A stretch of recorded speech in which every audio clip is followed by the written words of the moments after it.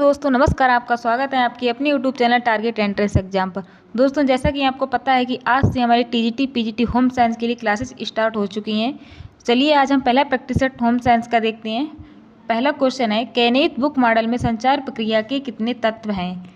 Kenneth book model में संचार प्रक्रिया के कितने तत्व हैं। Option A 3, option B 6, option C 5, option D 7। चलिए इसका आंसर दीजिए।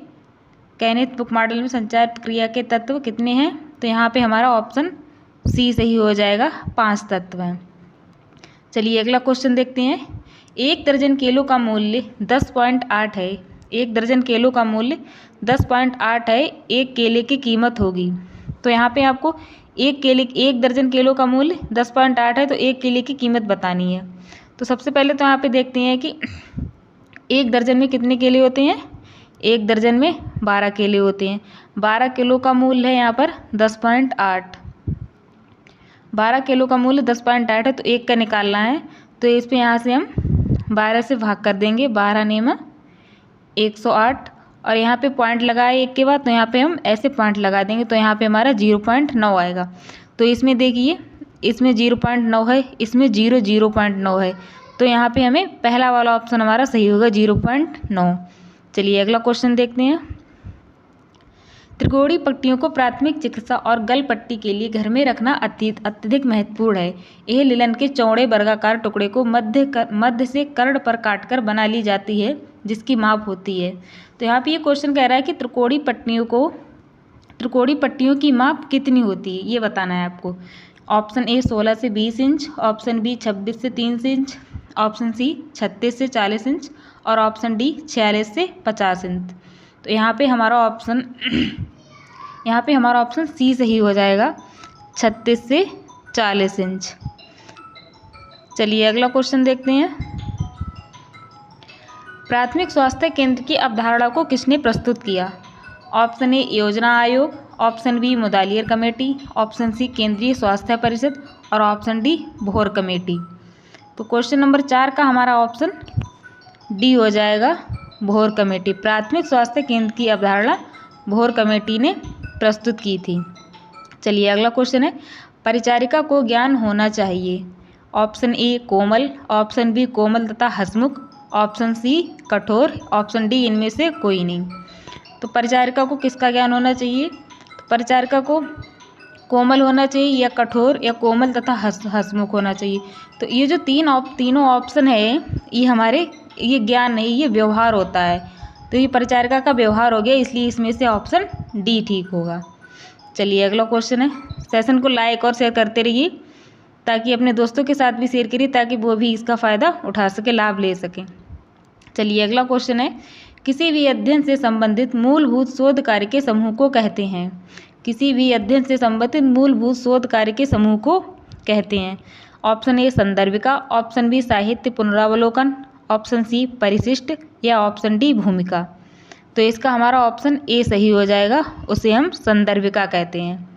चलिए अगला क्वेश्चन है, किसी विशिष्ट परिस्थिति या समूह या व्यक्ति की विशेषताओं को ठीक से चित्रित करने का अध्ययन है। ऑप्शन ए अन्वेषणात्मक, ऑप्शन बी प्रयोगात्मक, ऑप्शन सी वर्णनात्मक या ऑप्शन डी सभी। तो क्वेश्चन नंबर 7 का हमारा ऑप्शन डी हो जाएगा, सभी। चलिए अगला क्वेश्चन है, पहली पंचवर्षीय योजना लागू की गई। पहली पंचवर्षीय योजना लागू की गई। Option A 1947, option B 1991, option C 1948 या फिर ऑप्शन डी 1952। तो क्वेश्चन नंबर 8 का हमारा ऑप्शन बी हो जाएगा। पहली पंचवर्षीय योजना जो है 1951 में शुरू की गई। चलिए अगला क्वेश्चन है, MGNREGA में कितने दिनों के वेतन रोजगार की गारंटी होती है। MGNREGA मतलब मनरेगा में कितने दिनों के वेतन रोजगार की गारंटी होती है। Option A 100, option B 200, option C 300 या फिर ऑप्शन डी 365। तो इसका हमारा ऑप्शन ए सही हो जाएगा, मनरेगा में 100 दिनों के रोजगार की गारंटी होती है। अगला क्वेश्चन है, वातावरण में कौन सी गैस मुक्त अवस्था में स्वयंपोषियों के विकास का कारण हुई है। Option A nitrogen, option B carbon dioxide, option C oxygen या ऑप्शन डी ओजोन। तो क्वेश्चन नंबर 10 का आंसर है हमारा सी ऑक्सीजन है। चलिए अगला क्वेश्चन है, एरोसॉल में पाए जाने वाले उस रासायनिक घटक को बताइए जो ओजोन परत की कमी में सहायता करता है। Option A hydrogen peroxide, option B chlorofluorocarbon, option C ethyl alcohol या ऑप्शन डी मिथाइल एल्कोहल। तो क्वेश्चन नंबर 11 का हमारा ऑप्शन बी सही होगा। ओजोन परत की कमी में जो सहायता करती है वो है क्लोरोफ्लोरोकार्बन।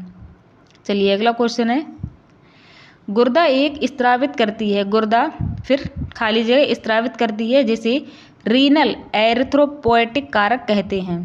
तो इसमें से क्या होगा, option A enzyme, option B रसायन, ऑप्शन सी अम्ल या ऑप्शन डी हार्मोन। तो क्वेश्चन नंबर 12 का हमारा ऑप्शन ए ठीक हो जाएगा, गुर्दा एक एंजाइम स्त्रावित करती है। चलिए अगला क्वेश्चन है, सेशन को लाइक कीजिए और शेयर भी कीजिएगा। क्वेश्चन नंबर 13 है, किस स्थान पर प्रतिबिंब नहीं बनता व प्रकाश की किरणें केंद्रित नहीं होती हैं। Option A rhodopsin, option B अंधबिंदु, ऑप्शन सी पीत बिंदु, ऑप्शन डी अंध तथा स्पष्ट बिंदु। तो क्वेश्चन नंबर 13 का हमारा ऑप्शन बी सही हो जाएगा, अर्ध बिंदु। चलिए अगला क्वेश्चन है, मस्तिष्क क्षति के कारण गत्यात्मक शिथिलता है, मस्तिष्क क्षति के कारण गत्यात्मक शिथिलता है। नंबर 1 मिर्गी, ऑप्शन ए मिर्गी, ऑप्शन बी मांसपेशीय दुर्विकास, ऑप्शन सी मस्तिष्क पक्षाघात और ऑप्शन डी गठिया। तो क्वेश्चन नंबर 14 का हमारा ऑप्शन सी सही हो जाएगा, मस्तिष्क पक्षाघात। मस्तिष्क पक्षाघात के कारण गत्यात्मक शिथिलता होती है। चलिए अगला क्वेश्चन है, खून में फास्टिंग ग्लूकोज की सामान्य सघनता होती है, खून में फास्टिंग ग्लूकोज की सामान्य सघनता होती है। ऑप्शन ए 70 से 110 मिलीग्राम या 100 ml, ऑप्शन बी 110 से 120 मिलीग्राम या 100 ml, ऑप्शन सी 120 से 130 मिलीग्राम या 100 ml और ऑप्शन डी 130 मिलीग्राम या 100 ml। तो क्वेश्चन नंबर 15 का हमारा ऑप्शन बी सही हो जाएगा, 110 से 120 मिलीग्राम या 100 ml। चलिए अगला क्वेश्चन है, थायराइड ग्रंथि से थायरॉक्सिन अधिक स्त्रावित होने पर क्या होता है। ऑप्शन ए BAMR बढ़ जाता है, ऑप्शन बी BAMR कम होता है, ऑप्शन सी इनमें से दोनों या फिर ऑप्शन डी इनमें से कोई नहीं। तो क्वेश्चन नंबर 16 का हमारा ऑप्शन होगा बी, BAMR कम हो जाता है। यह शरीर की BAMR कम हो जाता है, यह शरीर की उपापचयी क्रियाओं का नियमन तथा नियंत्रण करता है। चलिए अगला क्वेश्चन है, एसिड माध्यम में प्रोटीन के पाचन के लिए कौन सा एंजाइम उत्तरदायी या जिम्मेदार है। एसिड माध्यम में प्रोटीन के पाचन के लिए कौन सा एंजाइम उत्तरदायी या जिम्मेदार है। Option A pepsin, option B ribonuclease, option C ptyalin और ऑप्शन डी लैक्टस। तो क्वेश्चन नंबर 17 का हमारा ऑप्शन ए सही हो जाएगा, पेप्सिन। चलिए अगला क्वेश्चन है, वह आधारभूत प्रक्रिया जिसके द्वारा श्वसन के दौरान गैसों का विनिमय होता है। ऑप्शन ए परासरण, ऑप्शन बी विसरण, option C phagocytosis, option D pinocytosis. तो क्वेश्चन नंबर 18 का हमारा ऑप्शन बी हो जाएगा, विसरण। विसरण इस श्वसन के दौरान गैसों का विनिमय होता है, वो होता है विसरण के द्वारा। चलिए अगला है, क्वेश्चन नंबर 19 है, जब हड्डियां टूट जाती हैं तो रक्त का थक्का जम जाता है, इसे क्या कहा जाता है। हड्डियां टूटने पर जो रक्त का थक्का जम जाता है उसे हम क्या कहते हैं। Option A callus, option B haematoma, option C haemophilia, option D haemorrhage. Question number 19 का आंसर हमारा क्वेश्चन नंबर 19 का आंसर डी हो जाएगा, उसे हम हैमरेज कहते हैं। चलिए अगला क्वेश्चन है, क्वेश्चन नंबर 20, काफ़ी समय के बाद अचानक व्यायाम करने के दौरान मांसपेशियों में ऐंठन क्यों होती है। ऑप्शन ए एसिटिक एसिड के उत्पादन के कारण, ऑप्शन बी लैक्टिक एसिड के उत्पादन के कारण, ऑप्शन सी हाइड्रोक्लोरिक एसिड के उत्पादन के कारण या फिर ऑप्शन डी सल्फ्यूरिक एसिड के उत्पादन के कारण। तो यहाँ पे आपको ऑप्शन नंबर 20 का आंसर देना है। 20 क्वेश्चन का आंसर हो जाएगा ऑप्शन बी, लैक्टिक एसिड के कारण उत्पादन के कारण मांसपेशियों में ऐंठन होती है। चलिए अगला क्वेश्चन है, विशिष्ट पदार्थ के प्रति ऊतकों की प्रतिक्रिया कहलाती है। विशिष्ट पदार्थों के प्रति ऊतकों की प्रतिक्रिया क्या कहलाती है। Option A eczema, option B allergy, option C fits या ऑप्शन डी टिटनेस। तो यहाँ पे क्वेश्चन नंबर 21 का आंसर हमारा बी हो जाएगा। विशिष्ट पदार्थ के प्रति ऊतकों की प्रतिक्रिया एलर्जी कहलाती है। अगला क्वेश्चन है, गार्डनर की बहुबुद्धिमत्ताओं में समाविष्ट है। ऑप्शन ए भाषाई, ऑप्शन 2 सांगीतिक, ऑप्शन 3 नाटकीय, ऑप्शन 4 अंतःवैयक्तिक या पारस्परिक। तो यहाँ पे आपको ये इस तरह से कूट दिया हुआ है, इसको देख के आपको आंसर सही करना है कौन कौन समाविष्ट है। तो ऑप्शन नंबर 22 का हमारा क्वेश्चन नंबर 22 का हमारा आंसर डी सही हो जाएगा। सॉरी, ऑप्शन नंबर 22 का हमारा ऑप्शन डी सही हो जाएगा। 1, 3 और 4, 1, 3 और 4 यानी कि भाषाई, नाटकीय और अंतःवैयक्तिक। चलिए अगला क्वेश्चन है, बुद्धि लब्धि का समीकरण किसने दिया? बुद्धि लब्धि का समीकरण किसने विकसित किया?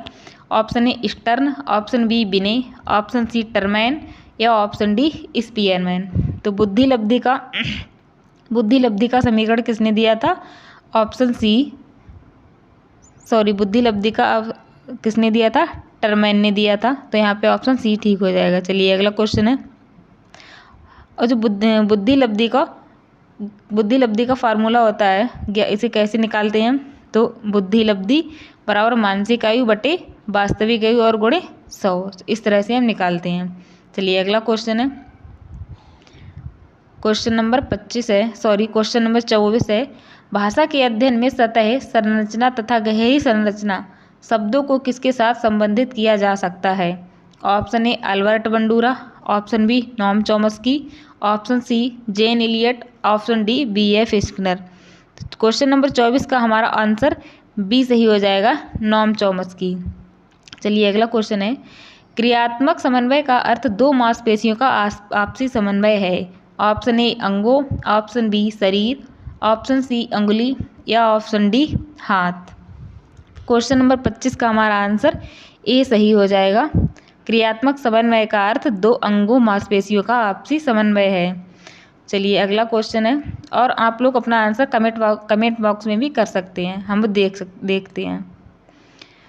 शिशु विकास यह अध्ययन का वह क्षेत्र है जो मानव वर्धन और विकास के सभी पहलुओं को समझने में समर्पित किया गया है।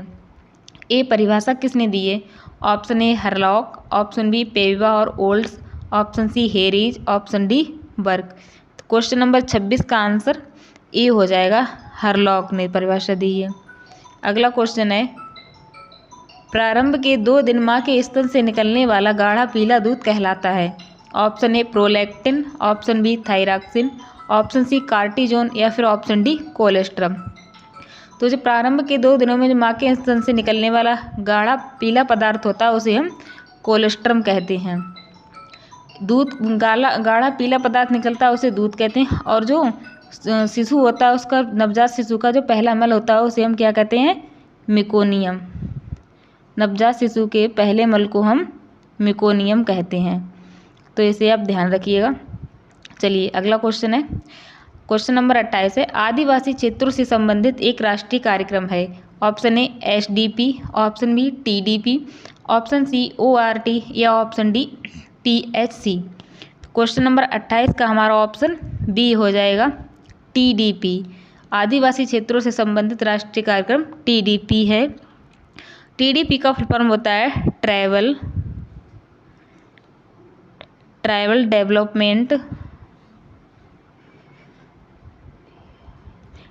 डेवलपमेंट प्लान, इसे आपको याद रखना है। TDP का full form tribal development plant. चलिए अगला क्वेश्चन है, क्वेश्चन नंबर 29 है, WHO के अनुसार नवजात शिशु को स्नान करवाने के बारे में क्या सही है?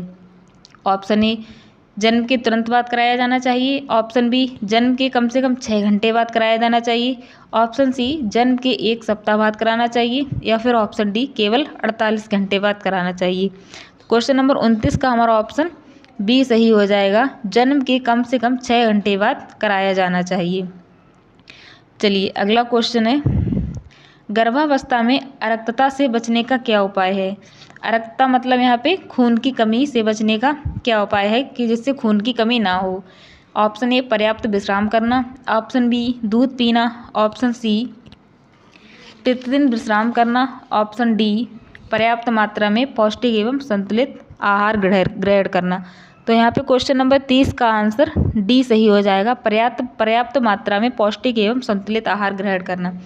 अगर हम पर्याप्त मात्रा में पौष्टिक एवं संतुलित आहार ग्रहण करते हैं तो हमारे शरीर में खून की कमी नहीं होती है और हम स्वस्थ रहते हैं।